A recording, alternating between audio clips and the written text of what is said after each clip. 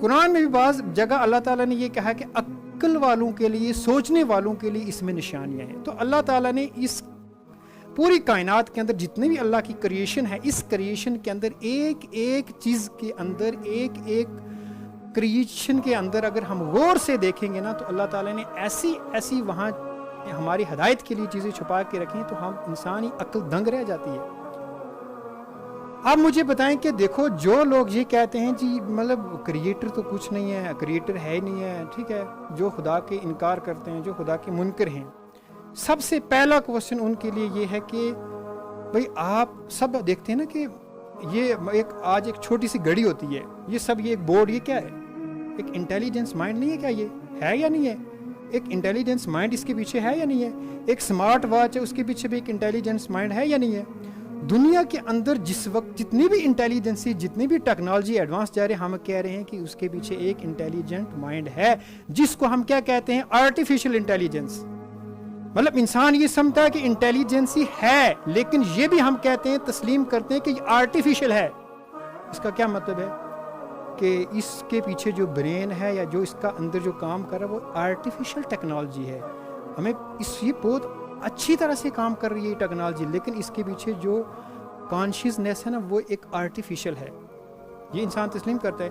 اسی انسان کو پوچھو کہ تیرا اتنا اچھا حلیہ، تیرا اتنا اچھا کردار، تیری دماغ، تیرا سوچ، تیری سمجھ، تیرا جو کام کرنے کا جو اللہ تعالیٰ نے تیرا ایک نظام بنایا پورے جسم کا، کیا اس کے پیچھے انٹیلیجنسی نہیں ہے؟ کیا کچھ مجھے بتا سکتا ہے کہ اس کے پیچھے آرٹیفیشل انٹیلیجنس ہے؟ بھائی اس کے پیچھے سپر انٹیلیجنسی ایک موجود ہے جو کریٹر ہے، اس کے بنا پاسبل ہی نہیں ہے. آپ مجھے بتاؤ اگر سیلف ایگزسٹنگ سب کچھ ہوتا، ہم مطلب لوگ کہتے ہیں جی سیلف ایگزسٹ کر رہا ہے سب کچھ، آپ مجھے بتائیں کہ آپ 5-7 بال ہاتھ میں اٹھائیں، اٹھا کے آپ ان کو پھینکیں، آپ بتا سکتے ہیں کہ ہر بال کا ٹارگٹ کیا ہوگا؟ کوئی بتا سکتا ہے؟ پریڈکٹ کر سکتا ہے؟ 100% پروبیبلٹی کوئی دے سکتا ہے کہ یہ بال وہیں گرے گا؟ نہیں، کیونکہ جس وقت ہم نے پھینک دیا، پھینکنے کے بعد اب آگے وہ کہاں جانا ہے اس کی پروبیبلٹی ہم دیکھیں گے 50% ہے، 70% ہے، یا اپنے ٹارگٹ پہ جائے گا یا نہیں جائے گا، کیونکہ وہ ایک کنٹرول سے باہر ہو گیا ہے. جب چیزیں کنٹرول سے باہر ہو جاتی ہیں تو ان کو ہم کیا کہتے ہیں کہ یہ اب ہم ان کو اسٹڈی کریں گے، تھیوری آف چانس سے اسٹڈی کریں گے، پروبیبلٹی سے اسٹڈی کریں گے.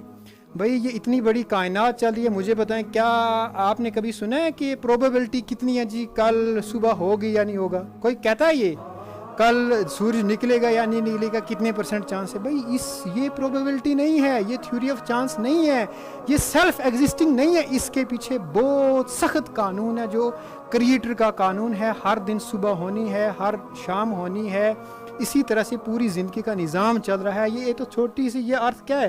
ایک چھوٹا سا پلینٹ ہے.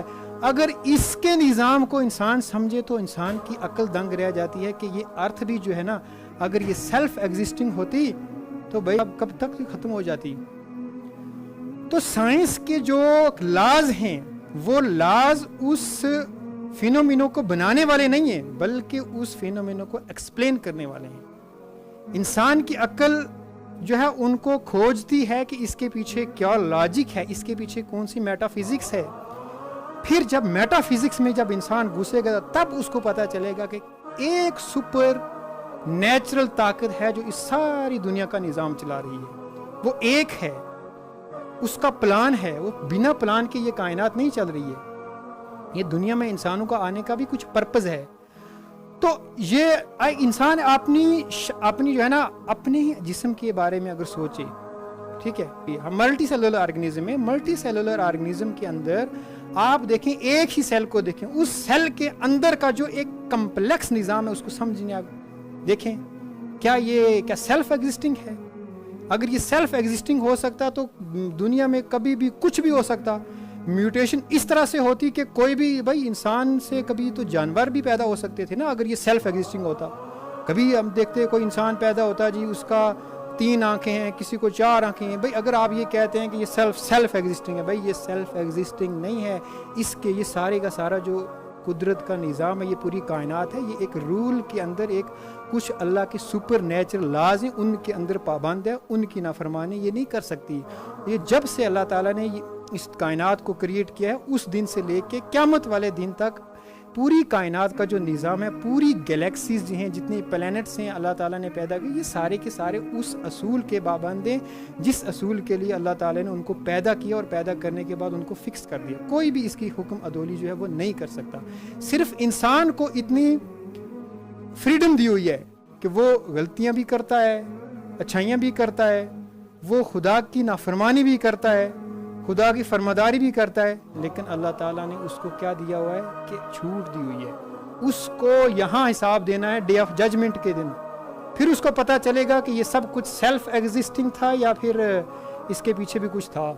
اس وقت جواب دے گا. اس سوچو سمجھو، لیکن اپنی عقل کا جو ایک دائرہ ہے نا، ایک لمٹ ہے، اس لمٹ کے باہر انسانی عقل بھی نہیں جا سکتی. جو ڈائمینشن جو ایک انسان کو اتنا تو ہمیں یقین ہے نا کہ بیکٹیریا، ہم پڑھتے ہیں سائنس کے اندر بیکٹیریا کے بارے میں. مجھے بتائیں کسی نے دیکھے ہیں بیکٹیریا؟ کھلی آنکھ سے دیکھے ہیں کسی نے بیکٹیریا؟ ہم آکسیجن لیتے ہیں، بتائیں مجھے کہ آکسیجن کو دیکھا ہے آپ نے؟ یقین ہے یا نہیں ہے ہمارا یقین کہ ہم آکسیجن لیتے ہیں؟ بالکل لیتے ہیں. بیکٹیریا ہو سکتے ہیں، وائرس ہو سکتے ہیں، چھوٹے چھوٹے جرم ہو سکتے ہیں. بھائی دیکھا نہیں تو ہمیں کس طرح سے اس چیز کے اوپر ایک پورا یقین ہے؟ یقین اس لیے کہ ہم نے پورے نظام کو اسٹڈی کیا. اسٹڈی کرنے کے بعد ہمیں پتہ چلا کہ جو ہیں مائکرو آرگنزم بھی ایگزسٹ کرتے ہیں، لیکن ہماری ڈائمینشن سے باہر ہیں. اگر انسان جو وہ چیز کو جو اس دنیا کی بنی ہوئی ہے، مائکرو آرگنزم تو اس دنیا کے اندر اللہ تعالیٰ نے پیدا کی ہے، لیکن ان کو ہم نہیں دیکھ سکتے. تو مجھے بتائیں آپ خدا کے بارے میں اگر جو چیز آپ کی ڈائمینشن سے باہر ہے تو آپ اس پہ کیسے اعتراض کر سکتے ہو کہ وہ نہیں ہے، وہ اس کے اوپر سوال اٹھاؤ گے جی خدا کیسا ہے؟ بھائی ایتھیزم جو ہے نا، یہ ایتھیزم یہ آج کوئی نئی چیز نہیں ہے. ایتھیزم ہر نبی کے دور میں ہوا ہے. ہر نبی کے دور میں ایسے لوگ موجود ہوئے ہیں جنہوں نے انبیاء علیہ السلام سے اس بات کا مطلب مطالبہ کیا ہے کہ اگر خدا ہے تو وہ ہمیں دکھا دیں. آپ پڑھیں، مطلب اسلامی تاریخ پڑھیں، قرآن پڑھیں، واضح ثبوت آپ کو ملے گا کہ ٹھیک ہے. لیکن آج وہ کچھ زیادہ ہی لوگ زیادہ ان سے انسپائر ہو رہے ہیں. اب میں آپ کو بتاؤں کہ جو ایتھیزم ہے یہ کوئی چیلنج نہیں ہے. کیوں نہیں ہے چیلنج؟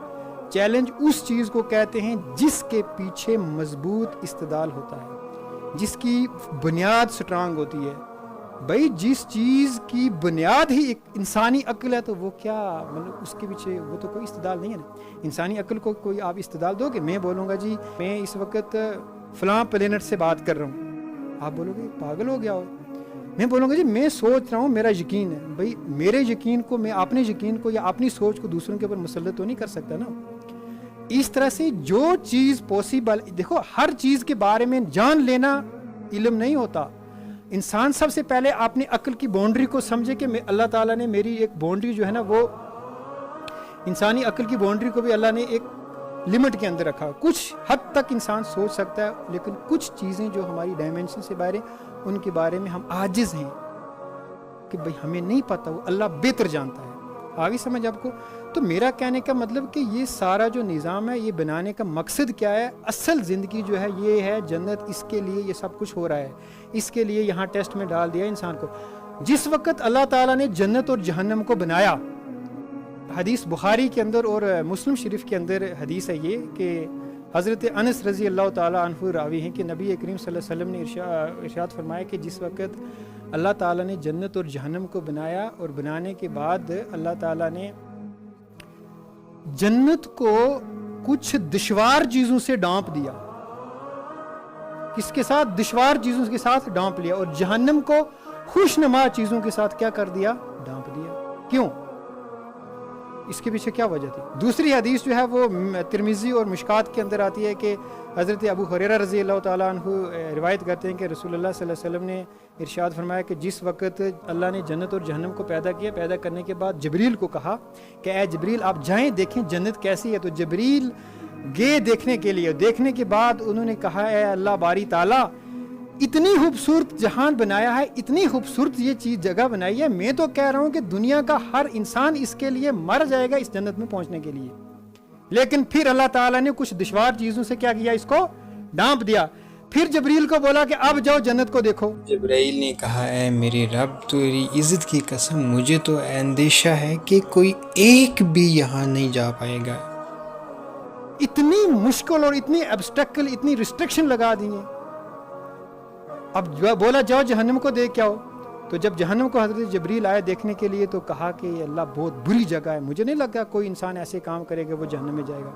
جس وقت اللہ تعالیٰ نے جہنم کو کیا کیا، خوش نما چیزوں کے اوپر ڈانپ دیا، اٹریکشن والی چیزوں کے سر ڈانپ دیا، تو تب جبریل کو پوچھا تو تب جبریل نے کہا اے اللہ مجھے لگ رہا ہے کہ کثرت تعداد جو ہے نا وہ لوگوں کی جہنم میں جائے گی۔ کیوں بھائی؟ دیکھو سورہ آل عمران کے اندر آیت نمبر ہے 14، آپ کو جو پہلے حدیث سنائی کہ جہنم کو خوشنما چیزوں سے ڈانپا، اب ان کو ایکسپلین اللہ تعالیٰ نے اس قرآن کی سورہ کے اندر ایکسپلین کیا کہ دنیا کے اندر خوشنما چیزیں جن کی طرف انسان زیادہ اٹریکٹ ہو جائے گا، جس کی طرف میکسیمم لوگ جائیں گے، ان کے اندر اللہ نے شہوت رکھی ہے، ان کے اندر اللہ تعالیٰ نے اتنی اٹریکشن رکھی۔ 6 چیزیں ہیں بھائی، وہ ان 6 میں سے پہلے نمبر جو ہے وہ آزمائش، عورت کی آزمائش ہے۔ قرآن کی آیت ہے، کس کی پہلے نمبر؟ کس کی؟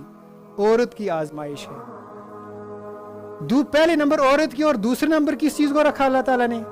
دوسرے نمبر رکھا بچوں کی جو محبت ہے، اولاد کی محبت۔ تیسرے نمبر پہ اللہ تعالیٰ نے رکھا سونا چاندی کے ڈھیر، یہ قرآن کی آیت کے اندر ہے۔ کس کی؟ پہلے عورت، دوسری اولاد، تیسری سونا چاندی، مطلب آج کے دور میں دولت پیسہ، اور چوتھے نمبر پہ نشانوں والے گھوڑے، نشانوں والے گھوڑے کے جو اچھی اچھی سواریاں جو عرب میں پہلے ہوتی ہیں، لیکن آج کیا ہے؟ آج بڑی بڑی گاڑیاں، بڑے بڑے یہ لینڈ کروزر، فارچونر، تھار، یہ کیا ہیں؟ یہ تو سواریاں ہیں۔ اور 5 نمبر پہ کس کو رکھا؟ مویشی۔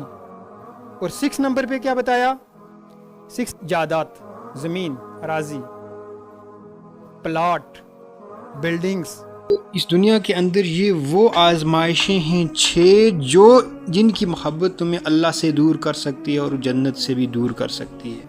اب یہ جنت کی خوبصورتی اور جہنم کی جو ایک سخت قسم کا عذاب ہے، اللہ تعالیٰ نے دنیا کے اندر اس کی تھوڑی سی جھلک جو ہے نا، میں کہوں 0.00001%، اگر اتنی پرسنٹیج کے اندر اللہ تعالیٰ نے یہ جھلک کہیں دنیا میں بھی دکھائی ہے۔ آپ بولیں گے کیسے دکھائی ہے؟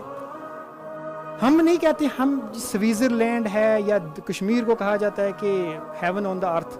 اللہ تعالیٰ نے دنیا جو قرآن کے اندر جو جنت کا نقشہ کھینچا ہے کہ خوبصورت باغ ہوں گے، نہر ہوں گے، ٹھیک ہے، تکیے لگائے ہوئے لوگ بیٹھیں گے، مطلب تخت ہوں گے، مطلب یہ ساری چیزیں کہیں نہ کہیں، مطلب میں کہہ رہا ہوں کہ اس جو جنت کا حسن ہے اس کے کمپیریزن میں دنیا میں میں کہہ رہا ہوں کوئی جگہ 0.0000 اتنے % بھی نہیں ہے۔ لیکن اللہ نے اس دنیا میں کچھ جگہ اتنی خوبصورت رکھی ہوئی ہیں، اتنی خوبصورت رکھی ہوئی ہیں کہ جن کو ہم دیکھ کے کہتے ہیں یار یہاں تو بہت ہمیں مزہ آ رہا ہے، بہت اچھی جگہ ہے۔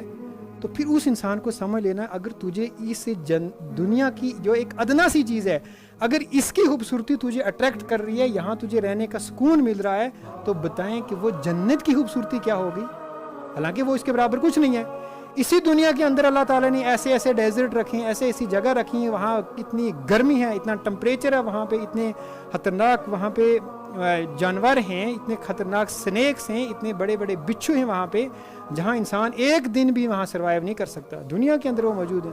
ہم اگر ایک دن بھی جائیں گے ہم بولیں گے یار یہ تو جہنم ہے، یہاں نہیں ہم جائیں گے، حالانکہ وہ جہنم نہیں ہے، لیکن ایک جھلک تو آپ کو دکھائی ہے۔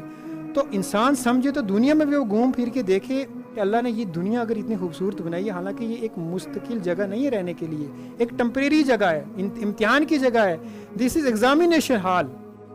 اگر یہ اتنا خوبصورت ہوگا، پھر اس ایگزام کو پاس کرنے کے بعد جو آپ کو ملنے والا ہے تو وہ کتنی خوبصورت جگہ ہوگی۔ تو یہ اگر انسان سمجھے ان چیزوں کو تو انسان کے لیے سب چیزیں جو ہے بالکل سامنے